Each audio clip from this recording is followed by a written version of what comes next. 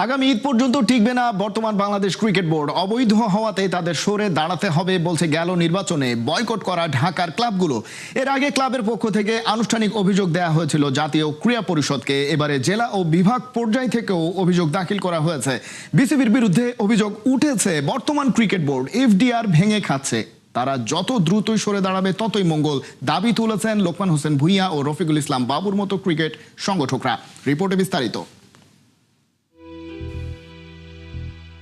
Cricket ডিপ্লোমেসিতে ভরাডুবি, টি-20 বিশ্বকাপটাই খেলতে পারেনি টাইগাররা।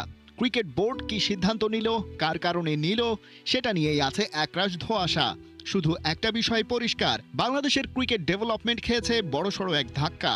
Aminul Islam বুলবুলের board তখন থেকেই অনেকটা নড়বড়ে, কারণ ক্রিকেটাররাই ডুবেছে হতাশায়। যেখানে আন্তর্জাতিক ক্রিকেট নেই সেখানে ক্রিকেট বোর্ড থাকে কি করে, এমন অভিযোগ উঠতে শুরু করে। তার উপর ঢাকার ক্লাবগুলো একজোট হয়ে ফের দাবি তুলছে পাতানো নির্বাচন বিনা প্রতিদ্বন্দ্বিতায় জিতে গঠিত অবৈধ ক্রিকেট বোর্ড ঈদ পর্যন্ত টিকবে না। ক্লাবগুলি নিয়ে কি ষড়যন্ত্র হয়েছিল, নির্বাচন নিয়ে কি ষড়যন্ত্র হয়েছিল, এবং জেলা বিভাগে কিভাবে কুক্ষিগত করে সবার কাউন্সিলরশিপ বাদ দিয়ে তারা অন্যায়ভাবে এবং অবৈধভাবে এই নির্বাচনটা সম্পন্ন করেছিল, সেই পরিপ্রেক্ষিতে কিন্তু আমাদের জেলা বিভাগের সমস্ত যারা কাউন্সিলররা আছেন তারা একটি অভিযোগনামা আজকেও দিয়েছেন সুষ্ঠু তদন্তের স্বার্থে। অবৈধ বোর্ড, সেই বোর্ডটা হয়তো কিছুদিনের ভিতরে আমরা একটি ফলাফল দেখতে পারবো যে বোর্ডের কোনো অস্তিত্ব থাকবে না ইনশাল্লাহ। এর আগে তামিম ইকবালের নেতৃত্বে ঢাকায় বিভিন্ন পর্যায়ের ক্লাবগুলো জাতীয় ক্রীড়া পরিষদের কাছে লিখিত অভিযোগ দায়ের করে। মঙ্গলবার জেলা ও বিভাগীয় পর্যায় থেকে ক্রীড়া সংগঠকদের একটা অংশ সরাসরি ক্রীড়া প্রতিমন্ত্রী আমিনুল হক বরাবর লিখিত অভিযোগ দেয়।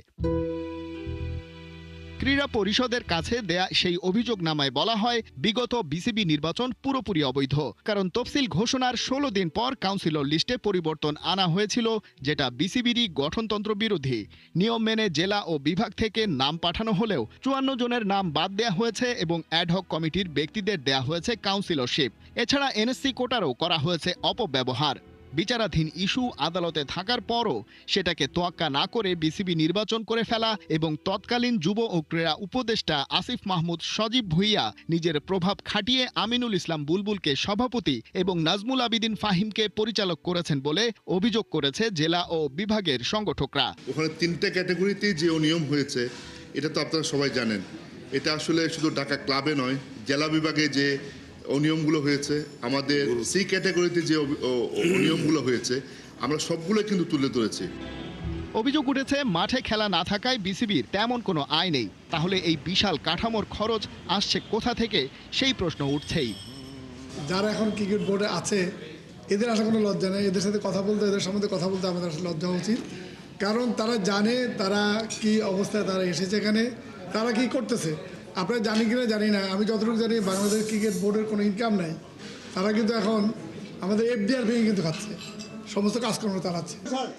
সংগঠকরা যেটাই বলছেন সবই এখনো অভিযোগের পর্যায়ে, আর এসব তদন্ত করে দেখবে ক্রীড়া প্রতিমন্ত্রী আমিনুল হকের নেতৃত্বে থাকা জাতীয় ক্রীড়া পরিষদ।